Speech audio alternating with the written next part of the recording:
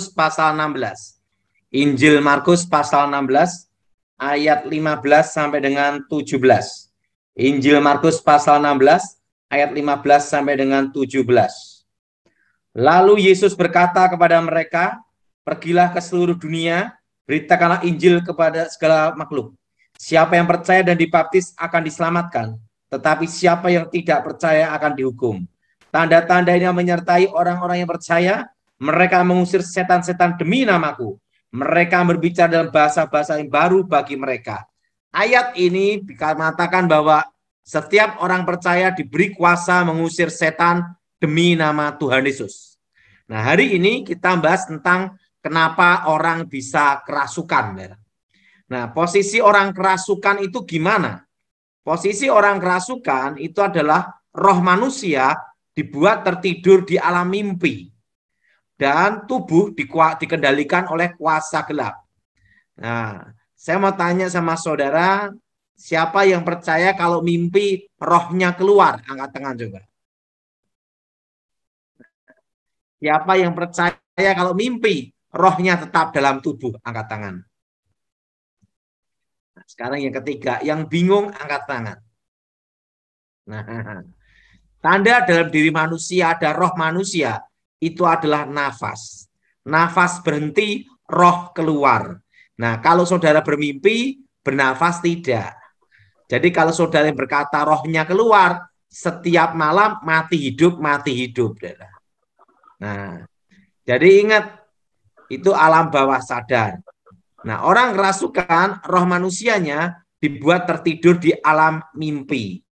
Nah, makanya orang kalau kerasukan merasa di bawah alam lain, kerajaan, atau hutan, kuburan, atau gua. Nah, cirinya orang kerasukan nomor satu adalah buka mata. Jadi kalau ada orang kerasukan tutup mata gini, nah itu hati-hati, itu stres. Nah, orang bisa, seseorang kalau kerasukan bisa dilihat dari matanya. Mata adalah jendela hati kita. Orang tidak suka orang bisa dilihat dari mata. Orang suka sama orang dilihat dari mata.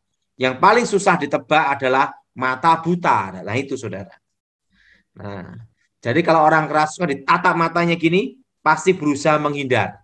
Karena bukan diri orang tersebut. Makanya kalau ada orang kerasukan manifestasi, saya lihat dulu matanya terbuka enggak.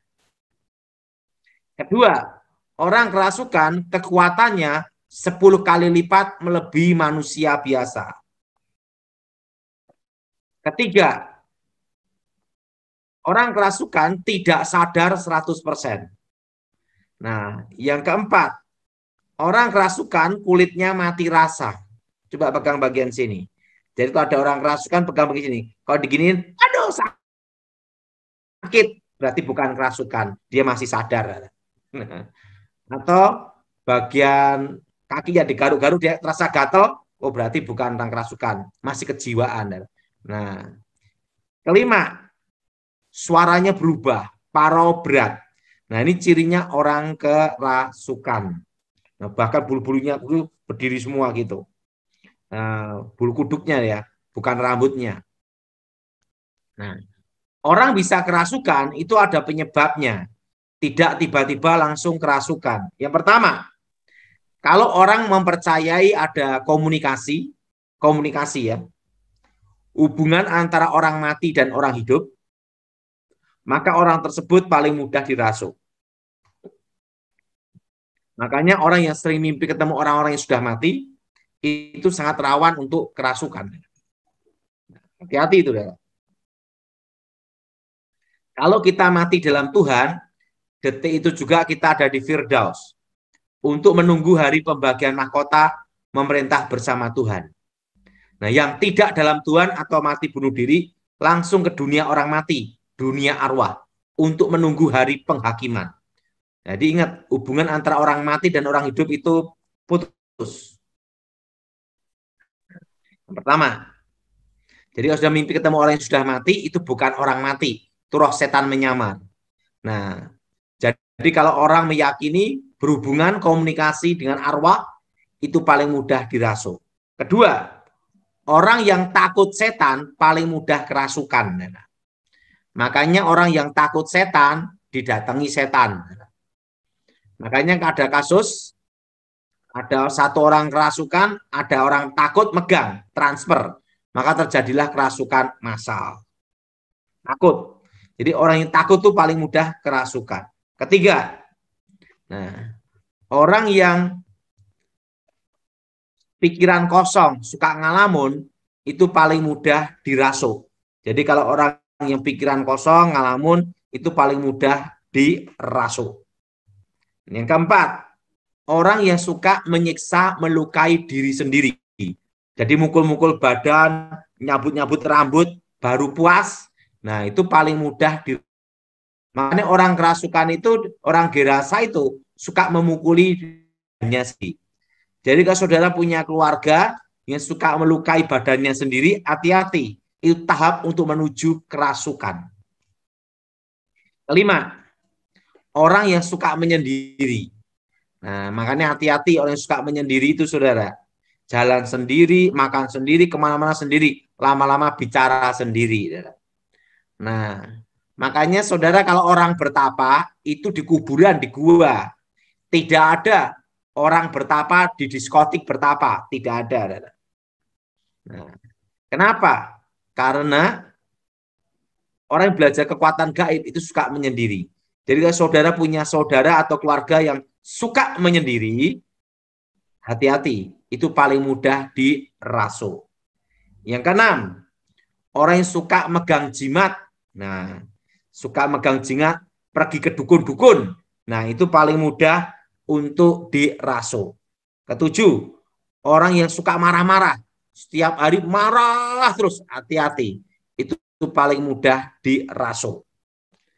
Kedelapan, nah, mereka yang suka percaya legenda, mitos, takhayul, itu paling mudah dirasuk. Kesembilan, orang yang suka, ingat, orang yang hidup dalam perjinahan, itu paling mudah dirasuk. Dan yang terakhir, ya, orang yang suka musik rock, metal dunia, itu paling mudah dirasuk. Jadi orang kerasukan itu ada penyebabnya, tidak langsung tiba-tiba kerasukan. Nah, kalau ada orang kerasukan itu langkah kita gimana? Nah, ini saudara. Ingat, setiap orang percaya diberi kuasa mengusir setan demi nama Tuhan Yesus. Perlu saudara tahu bahwa setan tidak bisa mati. Kalau langsung diusir, langsung punya kemampuan pindah seketika. Tapi kekuatannya bisa dihancurkan. Jadi saudara ada orang kerasukan setan, pertama katakan demi nama Tuhan Yesus kami ikat. Ingat, apa yang kau ikat di bumi terikat di surga. Apa yang kau lepas di bumi terlepas di surga. Kata-kata kuasa. Nah, kami ikat, patahkan, hancurkan, usir keluar demi nama Yesus. Nah, jadi ingat saudara, kami ikat, patahkan, hancurkan, usir dalam nama Tuhan Yesus. Nah, supaya apa? Patahkan, hancurkan. Patahkan tipu muslihat iblis, hancurkan kuasa setan. Karena setan tidak bisa mati. Begitu setannya keluar, mau pindah ke tubuh yang lain, memerlukan waktu memulih kekuatannya. Ingat saudara, kalau ngusir setan, jangan tanya-tanya setan. Demi nama Yesus, siapa namamu? Nah, setan itu penipu, kenapa ditanyain? Ingat, waktu Yesus di Gerasa, siapa namamu? Legion. Legion itu 2.000 sampai 4.000. Kalau Tuhan Yesus ngusir setan tanya satu-satu, minimal di ayat ini ada 2.000 nama. Keluar, pindah ke babi. Ingat, perlu kita tahu, setan tidak takut minyak babi. Buktinya, sak babi-babinya dimasukin. Orang berpikir, wah setan takut minyak babi. Itu salah, saudara. Atau kepala babi, salah. Setan tidak takut Alkitab dan tidak takut babi. Nah, dan setan tidak takut salib karena di kuburan banyak salib. Setan itu takut kalau kita dengan iman dan percaya kita usir demi nama Tuhan Yesus.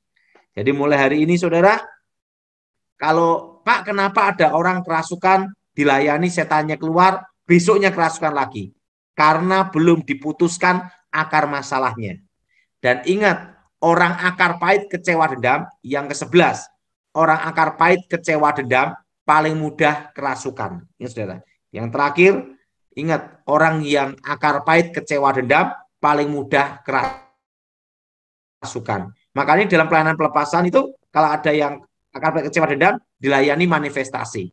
Jadi kalau saudara mengusir setan, melayani orang kerasukan, harus tahu akar masalahnya itu pemicunya apa.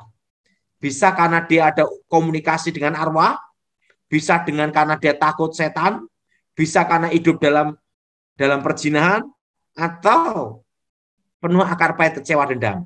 Harus tahu akar masalahnya dulu. Nah, oke, kita akan tanya jawab 7 orang ya. Siapa yang mau tanya? Ya silakan Bapak Ibu Saudara, kalau yang mau nanya langsung nyalakan mic-nya dan langsung nanya ke Pak Daud. Malam Pak Daud. Gimana Bu?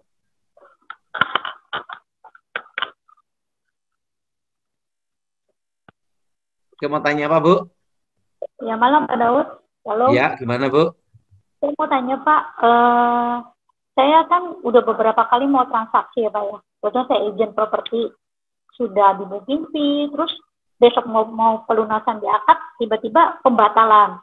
Terus kemarin juga gitu, sudah beberapa kali. Atau saya kurang pinter ya Pak Daud ya? Atau gimana ya? Coba Ibu, saya lihat wajahnya dulu ya. Saya tidak ngelihat wajahnya ini. Tidak kelihatan Bu. Agak ke sini Bu.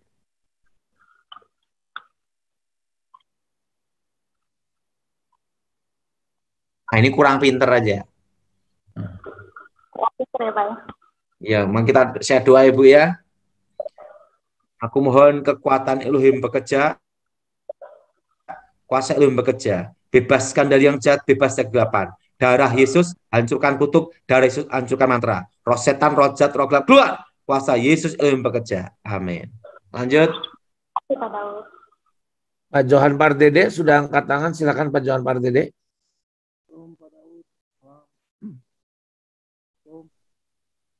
Salam Pak Daud.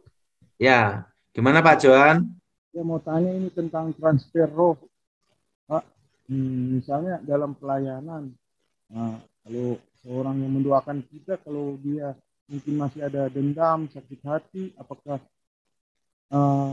kena transfer gitu, Pak? Oh, mungkin jadi kita bisa terjadi, transfer spirit itu terjadi.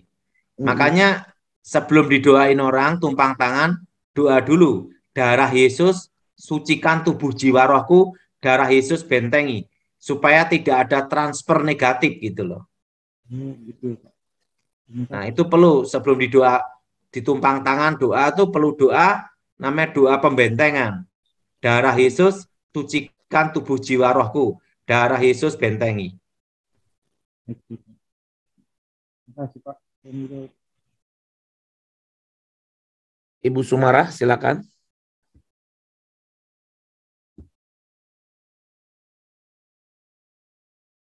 Ibu Sumarah mungkin mic-nya dinyalakan dulu Bu, belum nyala itu mic-nya. Salam Pak Daud.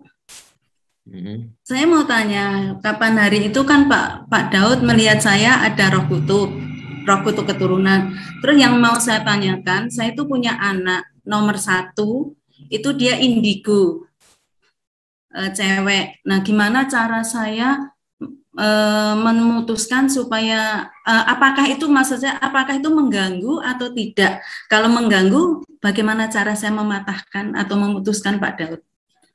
Itu ya pasti mengganggu Ibu.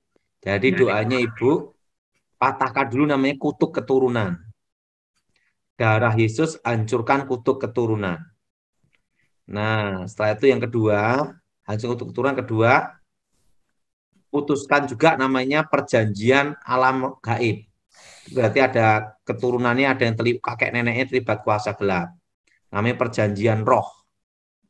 Nah, yang ketiga, jangan dirokan, karena biasanya setelah dipatahkan tuh setan mau menjebak ke alam dimensi. Putuskan. Oke Bu. Maaf satu lagi Pastor, apakah saya kan sudah didoakan sama Pastor Daud waktu itu. Apakah roh kutuk di tubuh saya sudah hilang? Pertama, kedua, anak saya kan di Cirebon. Bagaimana? Apakah saya cukup berdoa dari rumah atau saat saya ada di Cirebon gitu, Pak? Ya, di rumah bisa, langsung ketemu lebih baik. Oh, begitu. Ibu sudah bebas, aman aja Ibu. Hanya Ibu stres sekarang ini, perlu teman. Mohon didoakan. Ya, doa ya. Aku mohon kekuatan Elohim bekerja, kuasa Elohim bekerja. Bebaskan dari yang jahat, bebas dari kegelapan. Kuasa Yesus bekerja, kawat secara khusus ya Tuhan, demi nama Yesus. Baik, silakan Pak Julius. Terima kasih Pak Daud. Shalom Pak Daud. Ya, gimana? Ya Pak, saya mau tanya, kalau ada orang misalnya bunuh diri gitu Pak ya, kan waktu hidupnya belum habis. Itu ada yang bilang roh orang itu masih penasaran Pak, gentayangan di situ. Apakah itu betul atau roh orang itu sudah dibawa ke alam roh tadi? Terus yang jelas. Oke, lanjut. Yang kedua Pak, di tempat saya itu kan ada tempat-tempat tertentu Pak, itu sering sekali terjadi tabrakan kereta gitu Pak. Itu ada spiritnya atau memang kebetulan itu daerah yang rawan aja gitu Pak? Oke.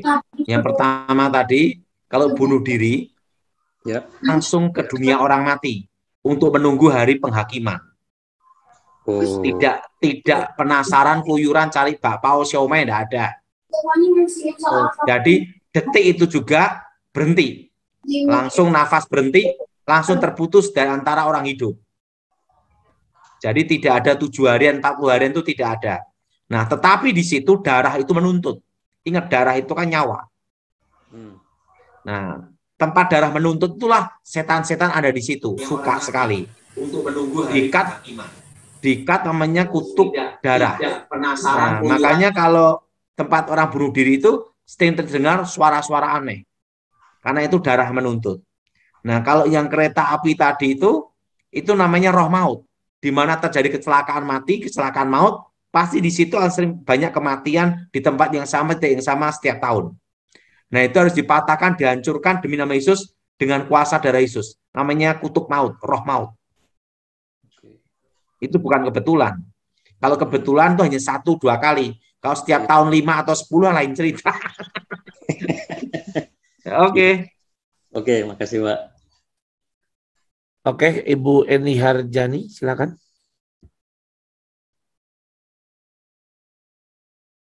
Ibu Heni, tolong di mic-nya di unmute dulu, mikrofonnya. Pastor Daud, tolong liatin saya ada yang ikut ngintil nggak Pak? Lepas kacamata Ibu. Ya. Nah, kalau Ibu ini tidak ada, hanya stres Ibu ini. Apa dikejar utang? Ibu hanya stres saja. Ya, terima kasih Pak Daud. Oke, kita doa Ibu ya. Ya. Aku mohon kuasa Elohim bekerja, kekuatan Elohim bekerja. Bebaskan dari yang jahat, bebas dari kutuk. Darah Yesus sucikan, ulurkan tanganmu Tuhan, dan nama Elohim dimuliakan. Amin. Lanjut. Terima kasih Pak Daud. Silakan Ibu Priscila. Ya, shalom Pak. Saya mau tanya, tadi Bapak bahas tentang orang-orang yang marah itu kan mudah kerasukan. Yang saya mau tanyakan di sini adalah bagaimana kalau orang-orang itu adalah orang-orang Kristen, dalam arti mereka udah percaya Tuhan ya. Nah, apakah orang-orang yang sudah percaya Tuhan, artinya ada Roh Kudus di dalam hatinya, apakah mudah mereka bisa dirasuk gitu?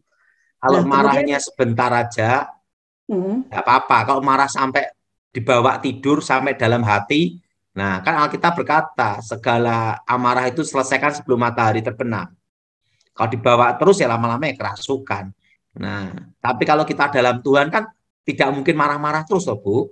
Yang marah-marah terus kan belum bertobat.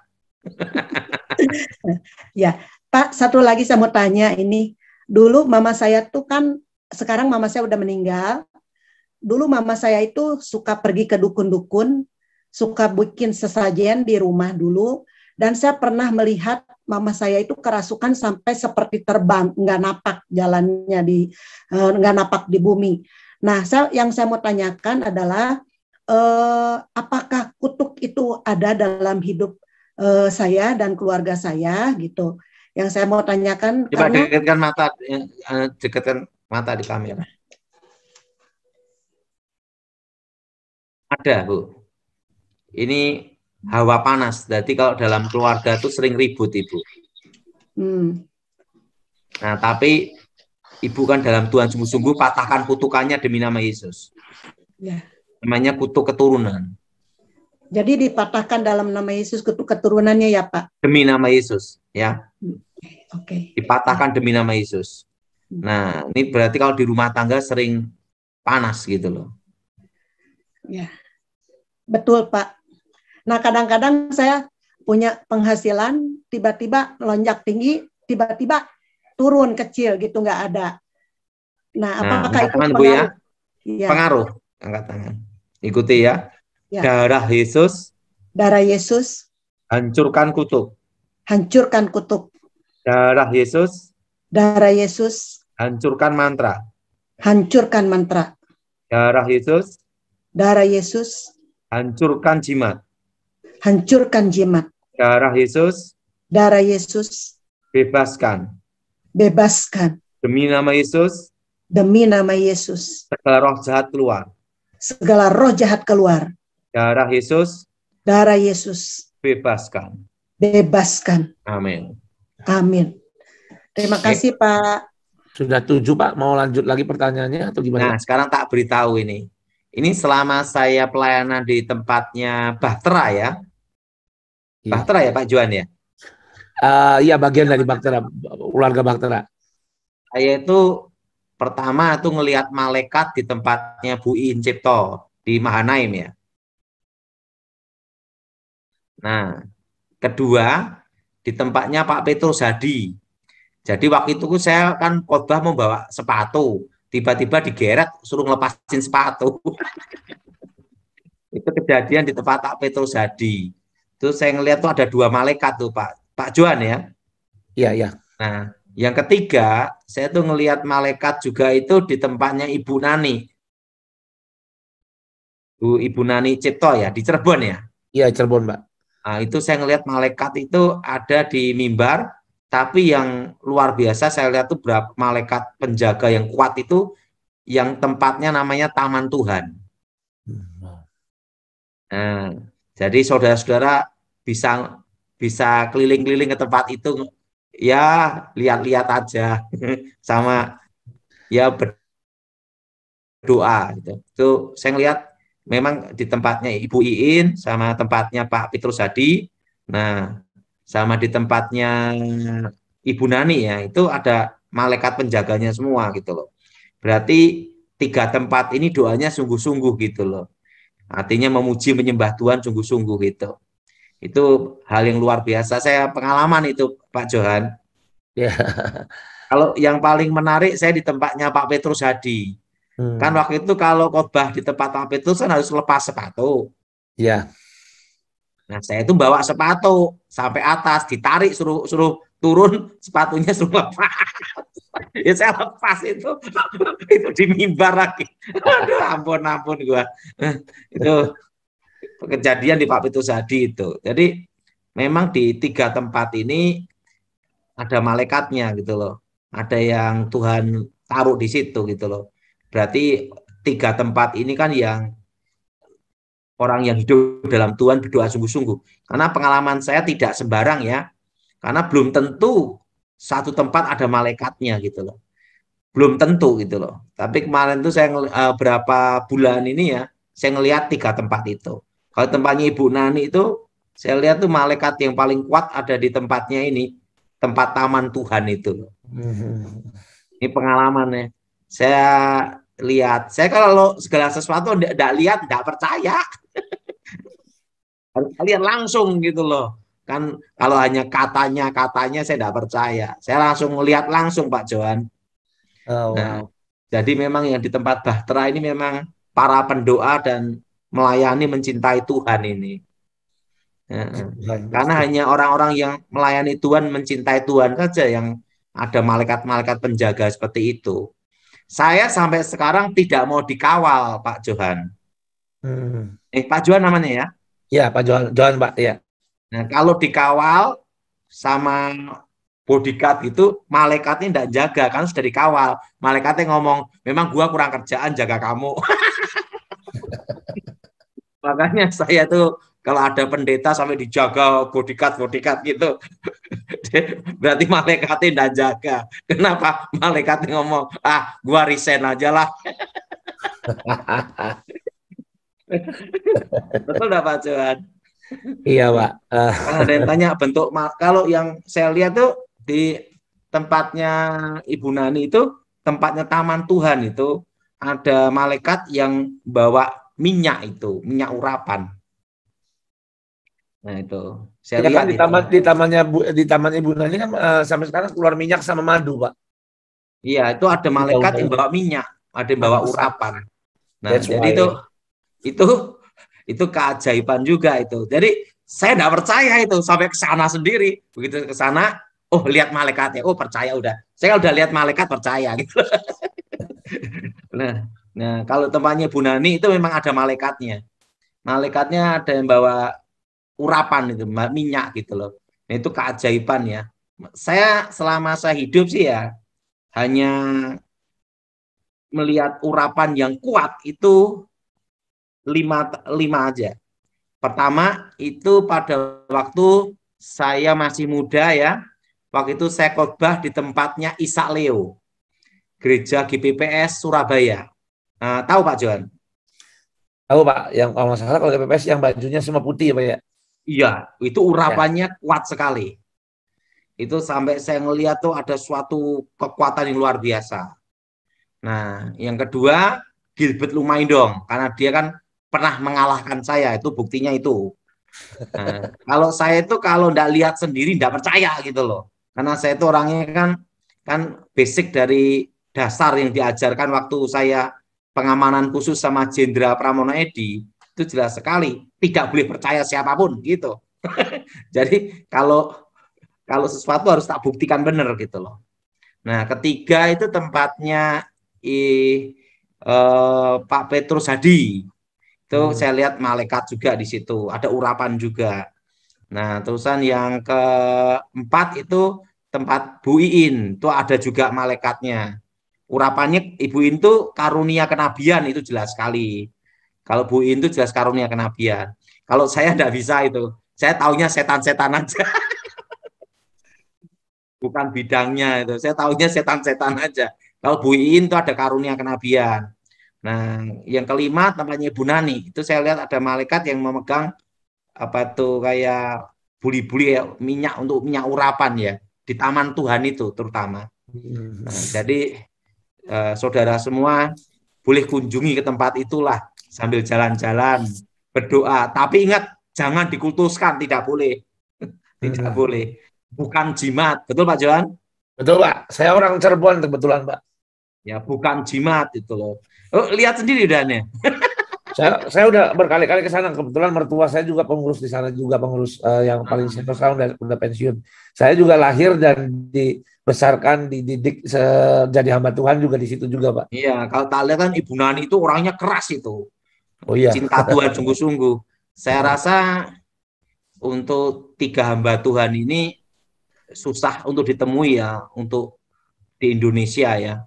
Ya kita berdoa supaya ada generasi selanjutnya lah yang seperti mereka ya. Iya Pak.